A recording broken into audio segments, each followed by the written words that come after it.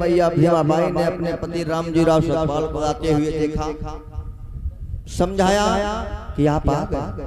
हाँ, पास में बैठा करके जवाब दिया है, क्या हुआ? रामजीराव सतपाल दुखी हृदय से कहने लगे, मेरे समाज पर, मेरे लोगों पर जो ये अत्याचार हो रहा है, इसको देख करके मेरा हृदय, क्या बताऊं भीमाबाई, बहुत दुख होता है, बड़ी चिंता होती है। हम क्या करें? हम कुछ कर नहीं सकते। लोगों जब कहते हैं पति को चिंता होती है, तो पत्नी का फर्ज बनता है कि सांत्वना बनाना, यानी ढांढस बंधाना। मेरे बंधुओं, आज मैया भीमाबाई कहने लगी, आप चिंता ना करो, चिंता ना करो, क्योंकि जो ये हो रहा है, कभी न कभी ऐसा कोई समय आएगा कि इसका बदलाव जरूर होगा। सत्य है, क्योंकि परिवर्तन संसार है। यदि आप कोई चीज ये पनपी है, तो इसका अंत निश्चित है। समझ रहे हो? चाहे उन्हें अभी आप लोग कथा सुन रहे थे कृष्णा गौतमी की, कहा जाता है कि जन्म भी सत्य है और मृत्यु भी सत्य है। ये सत्य है। आए हो तो जाओगे जरूर। इस पृथ्वी पर चाहे तिनका भी हो, तिनका का नष्ट होना। मेरे बंधुओं, आज मैया भीमाबाई कहने लगी, आप चिंता ना करो, चिंता ना करो, क्योंकि चिंता करने से समस्या हल नहीं होती है, बल्कि और बढ़ जाती है। क्यों बंधुओं? चिंता करने से क्या समस्या हल हो जाएगी? नहीं, उसका हल तुम्हारे पास है। और चिंता को नहीं, अपने प्रेम से, यानी चिंताएं तो लोगों बन जाती हैं। बड़े बड़े विद्वानों ने, बड़े बड़े कवियों ने कहा है कि ये चिंता चिता जलाती है और नर को निर्जीव बनाती है।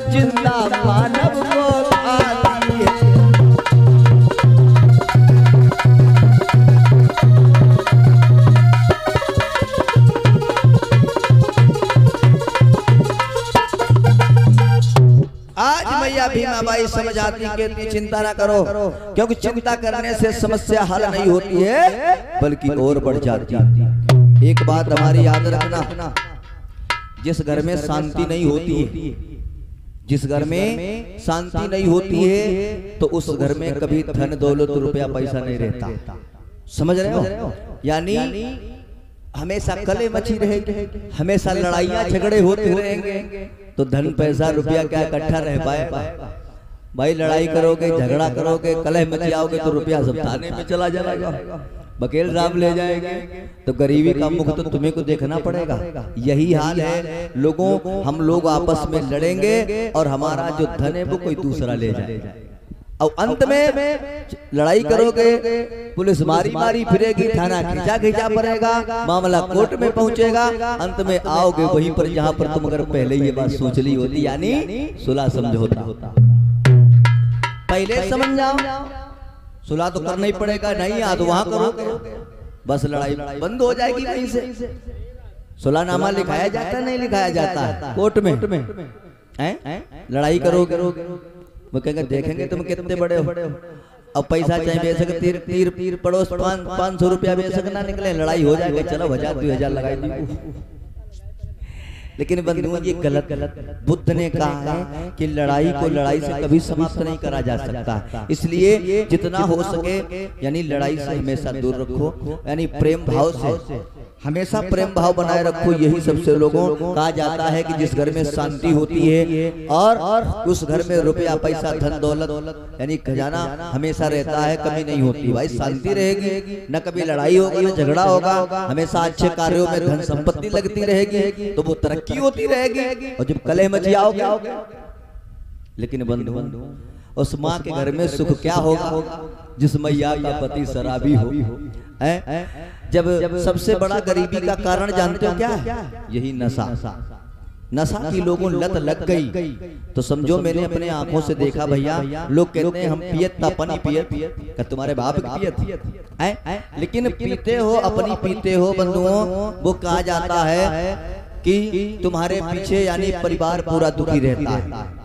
जितने रुपए का वो नहीं कहते हैं कि बस बच्चे की फीस नहीं दे पाते हैं, लेकिन 75 रुपया 80 रुपया का जितने की शराब आती पी जाते हैं, रोज का नियम है। अगर वही पैसा आप परिवार में सब्जी लेकर के आओ, 4 बच्चे तुम्हारे खाएंगे और घर में तुम्हारी इज्जत बनी रहेगी, क्या इससे कुछ मिल जाता है? नहीं मिलता है बंधुओं। यही हाल है, मैंने अपनी आंखों से देखा। लोग लुटिया घर खेत बेच करके खा गए पी गए, लेकिन समाज में लोगों यही हाल रहा। ये जब आई और इसी के चक्कर में तो सारा सब कुछ राजपाट हमारा चला गया भैया। इसमें जो गांव के हैं वो बाहर चला जाए। हाँ उनको हटाओ भैया, कमेटी के लोगों देखो उसमें कोई आधा ज्यादा नहीं रहेगा, डिस्टर्ब होता रहता है। तो मेरे बंधुओं पुनीत जाओ इधर। अब इधर मैया भीमाबाई समझाती हैं, आप चिंता ना करो। लेकिन बंधुओं कहा गया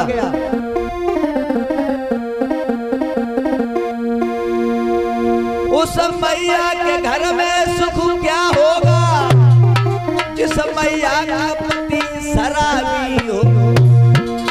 उसकी नारी क्या पतिव्रत होगी जिसका पति खुद ही व्यभिचारी हो।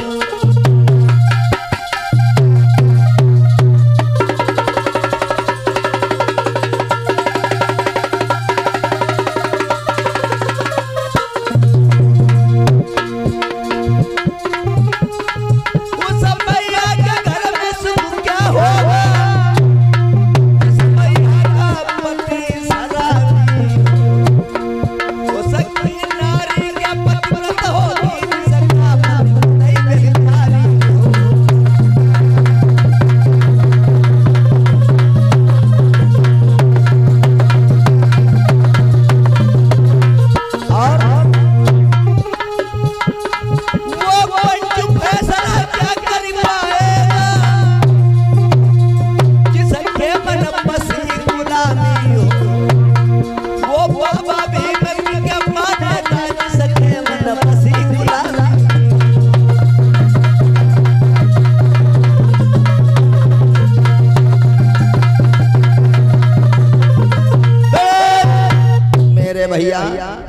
कहाँ गया?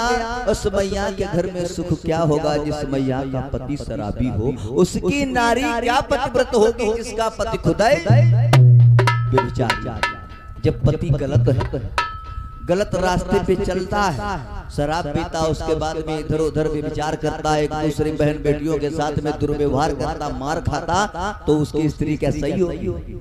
सोचत ये अगर एक बार डारे डारे फिर घूमत तो हम काहे को बैठे, हम अपने चले मायके यानी ससुरे चले। हम को अगर इन्हें दूसरी मिल जाता हम को दूसरो। तो ये हाल है। अगर सम्मान के साथ में जीवन जियो, अपना सम्मान के साथ में जीवन बढ़ाओ, तो बंधुओं आपका परिवार भी सही चलेगा। पति पत्नी में तालमेल होगा, एक विश्वास पात्र रिश्ता होगा। उनके कहने के आधार पर आप उनकी बात मानोगे, वो तुम्हारी बात मानेंगी, तभी लोगों ये पति पत्नी का रिश्ता बड़े प्रेम भाव से चलता। पति पत्नी शब्द जो है ये पेरियार ने दिया है, कहा है कि ये भी एक ऊंच नीच का नाम दिया गया। जीवन साथी होता है, तुम उनके जीवन साथी होते हो, वो तुम्हारी जीवन साथी नहीं होती हैं। और एक दूसरे के जीवन में ये लोगों ये जो प्रेम यानी भाव जो बनाया गया है, यही हाल संसार का है। बहुत ऊंचा दर्जा होता है मेरे बंधुओं। अब इधर रामजीराव सतपाल को मैया भीमाबाई आपस में समझा रही थी, आपस में बतिया रहे थे। तब तक हुआ क्या, मैया भीमाबाई के पास में गांव नगर की कुछ सहेलियां आ जाती। जैसे ही सहेलियां आई और कहने लगी भीमा से, भीमा चलेगी नहीं। अब आप तो जानते हैं जिससे घर परिवार में क्या होता है, कुछ माताएं बहनें कभी इनके घर में थोड़ा बहुत बातचीत हो जाती है, कभी उनके घर में कोई घर दूसरा इधर उधर का नहीं होता, घर घर होता है। क्यों भाइयों? अब इधर मैया भीमा की जो सहेलियां थी आसपास मोहल्ले की, वो आ जाती, कहती चलोगी नहीं? बोले कहाँ? बोले कपड़े धोने। कपड़े आदि धोए, तालाब पे चलेंगे, नदिया पे चलेंगे। तो मैया भीमाबाई कहने लगी देखो ऐसा है, आप लोग चली और हमारे पास इतना समय नहीं है, मेरे आज पति कुछ दुखी हैं, इसलिए हम इनकी सेवा में लगे, इनको समझा रहे हैं। देखिए लोगों, इसी को पतिव्रत कहते हैं।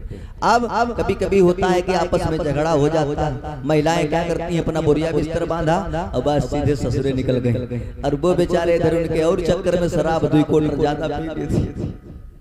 मेरे बंधुओं, यही हाल होता है। अब इधर मैया भीमा कहने लगी आज हमारे पति दुखी हैं, इसलिए आप लोग चली जाओ ना। आई सहेली, क्या हुआ? कभी ने भाव दिया, अरे एक नारी ढिंग में तब आई,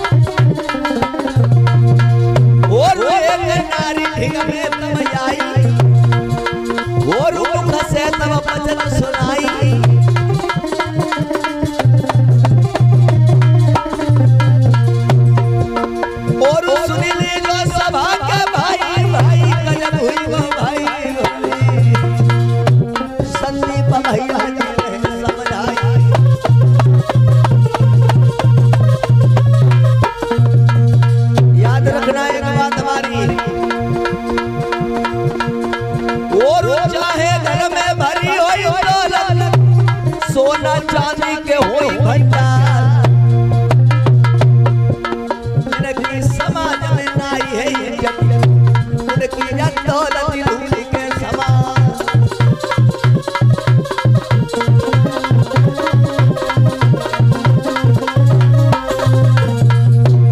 याद रखना है, और चाहे महल बने मरमर के, सोना चांदी के हुई भंडार, अरे इनकी समाज में नाई है इनकी दौलत धूल के समान।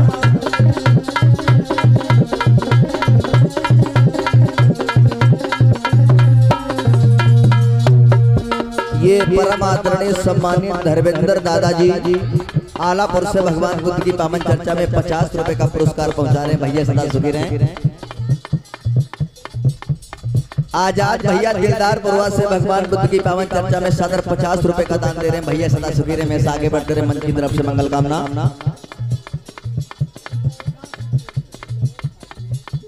ये मनसा राम दादाजी की तरफ से दिलदार पुरवा से भगवान बुद्ध की पावन चर्चा में सदर 50 रुपए का दान दे रहे हैं। सदा सुखी रहे, में आगे बढ़ते रहे, मन की तरफ से मंगल का कामना है। और 50 रुपए रणवीर भैया दिलदार पुरवा से भगवान बुद्ध की पावन चर्चा में पहुंचा रहे हैं। भैया सदा सुखी रहे, में आगे बढ़ते रहे, मन की तरफ से मंगल कामना है।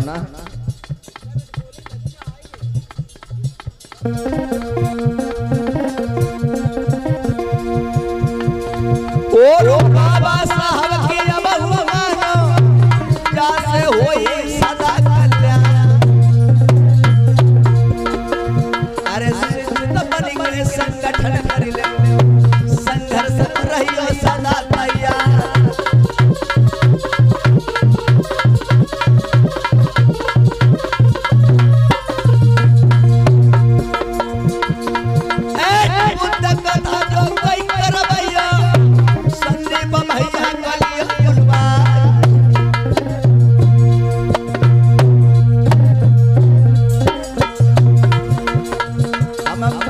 की गाता बुद्ध भीम आपके गांव में लिए सुना।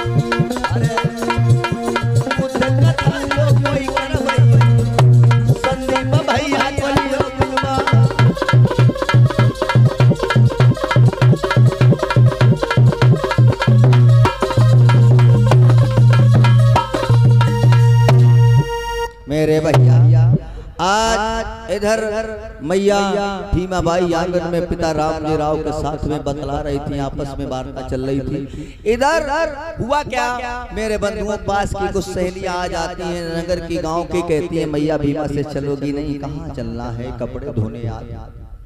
मेरे बंधुओं आज उसी समय होता क्या है, मैया भीमा ने साफ मना कर दिया, कहा आप लोग चली जाओ और हम नहीं जा पाएंगे। मेरे बंधुओं बैठ जाओ बच्चों, बैठ जाओ, पीछे खड़े हो, बैठ जाओ, बैठ जाओ, बैठ जाओ। हाँ मेरे भैया आज इधर धीरे धीरे अब जब वो सहेलियां थी वो चलती बनी, जब नहीं गई हैं ये भीमाबाई, तो लोगों ये चलते चले जा रहे हैं, चलती चली जा रही हैं, चलती चली जा रही हैं। मार्ग में उन्होंने देखा कि कुछ कबीर पंथी महात्मा लोग उसी मार्ग में चलते चले आ रहे हैं। मेरे बंधुओं कबीर पंथी महात्मा लोग चलते चले आ रहे हैं।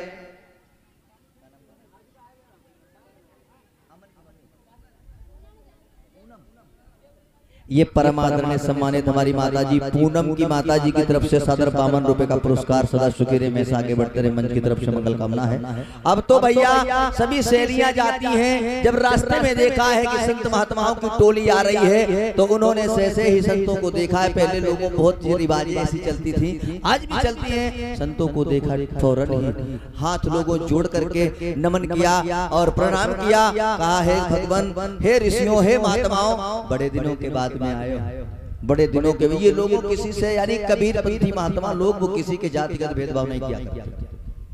कबीर साहब का नाम सभी ने सुना है, जिन्होंने कहा मेरे बंधुओं महात्माओं ने जवाब दिया, देखो आप लोग आई, बहुत बहुत साधुवाद है, बहुत बहुत धन्यवाद है, कहने लगे बड़े दिन के बाद में आए हो। लेकिन एक बात हमारी याद रखना, उसमें से जो एक सहेली थी उसने सोचा कि आज मैया भीमा यानी बड़ी कुछ चिंतित लग रही थी। लोगों ऐसा होता था कभी कभी महात्माओं के साथ में जैसे लोग सत्संग किया करते थे ना, तो कुछ ऐसी बातें थोड़ा अपना मन जो है यानी तमाम प्रकार से विचारों से विमुक्त होकर के चार बातें सुनोगे कहीं इधर उधर बैठ करके तो थोड़ा मन हल्का हो जाए। यही हाल सत्संग का होता है। उसी के लिए मैं कहते हैं घर में बैठे बैठे कुछ नहीं मिलता, समझ रहे हो बंधुओं। अब इधर जब उसमें से एक सखी जाकर के मैया भीमाबाई के पास में पहुंची, जवाब दिया है बहन,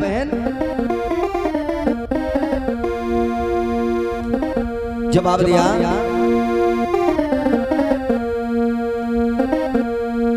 कहने लगी भीमा तुम्हें नहीं मालूम है कि सुनो कोई